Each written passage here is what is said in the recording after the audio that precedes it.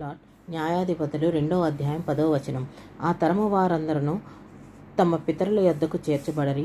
వారి తర్వాత యెహోవానైనను ఆయన ఇశ్రాయేలీల కొరకు చేసిన కార్యములైనను ఎరగని తరం ఒకటి పుట్టగా.